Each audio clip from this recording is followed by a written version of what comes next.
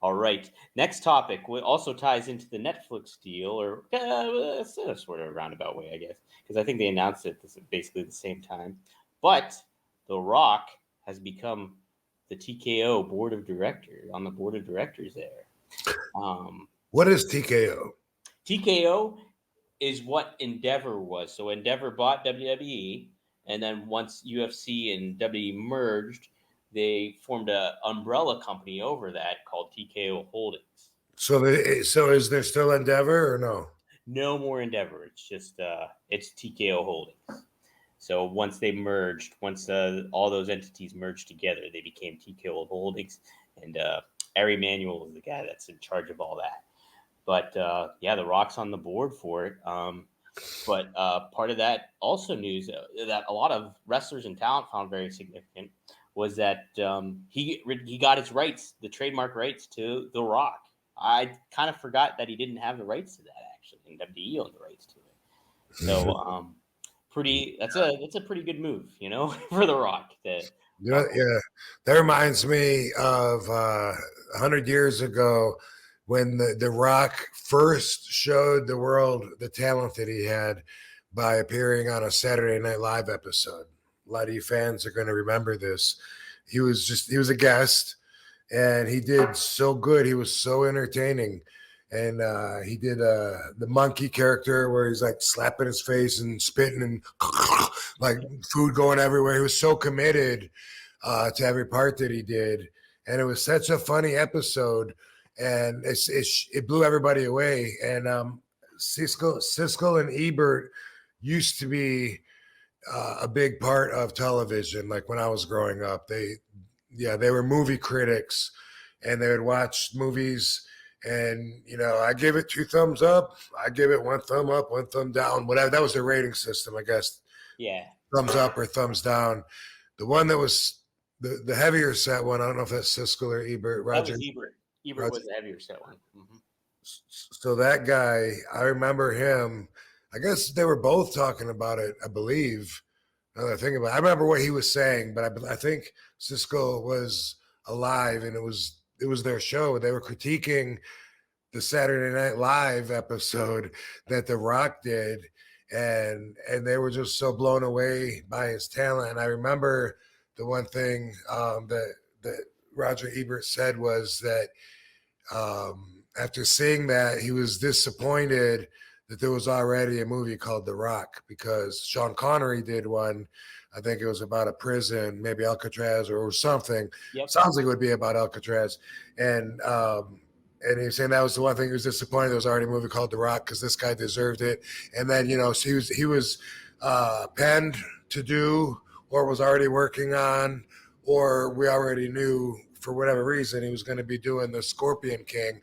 And like, boom, he just like took off. But as far as his name, The Rock, and him owning it, it makes me think of Ebert way back in the day saying, too bad there's already a movie called The Rock, because this guy is the next big thing. And he sure wasn't off about that.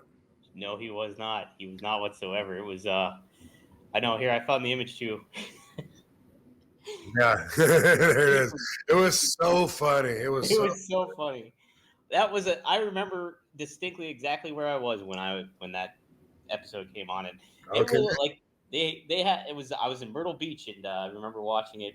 As just a 15-year-old or whatever I was, and yeah, so SNL was great at that time too, and so it was such a big deal for a WWE guy, a wrestler, to be on that show, and it felt like very appropriate for the time period. The Rock nailed it. Yeah, so great. So yeah, that was really awesome, and I think they also predicted he wouldn't be wrestling much longer. And yeah, for full time, it wasn't that much longer. He was out of there for the most part. So that's really cool, though, that he's on board for this big company. Like that's amazing. It's hard to imagine looking up to the status and position that The Rock is in, and imagine how do you move up from there? Like besides running for president, where else do you go? And then when something like this, like, I don't know, do you say he's a CEO or he's a chairman, or he's just on the board of directors? Right. Okay. Yep. That's awesome though. And doesn't he have a football team? Yeah, so the XFL merged with the whatever the USFL. They just merged, so they're going to be a whole entity too. I don't know if he still owns part of that or not. If somebody in the chat knows that, let me know. But I And, think and it wasn't a team; it was the whole he organization. owns the whole league. Yeah, so pretty crazy. Yeah, aside from running for president, I don't know what more The Rock can do to get like a bigger status. That's basically it. You know who pinned The Rock? That guy That's over awesome. there. Yeah. Um, okay. Mm-hmm. Yeah. That guy. Very impressive though. And I mean, and he's someone we can all look up to. His charm comes out in everything he does. So if someone doesn't like them, there's something wrong with them. Right? Yeah. Something that's pretty cool too, Rob, and I was talking about this on with Gagne and Magnum earlier, was that it's cool that Triple H is kind of running everything, and he's such a student of the business and stuff like that, and has trained with Killer Kowalski and had appreciation for the NWA, and so he's like has this tie to the history of wrestling and how wrestling should be portrayed, and then it's almost like Rock is a failsafe in a certain way where he's on the board of directors and he's got all the wrestling knowledge and love for wrestling too, where it's like it's not like Disney bought WWE and they fired everybody and hey, we're gonna get a whole bunch of producers and whoever Hollywood people to come in and do wrestling instead. And so it's like kind of cool that we still got those guys in there that's still in charge and operating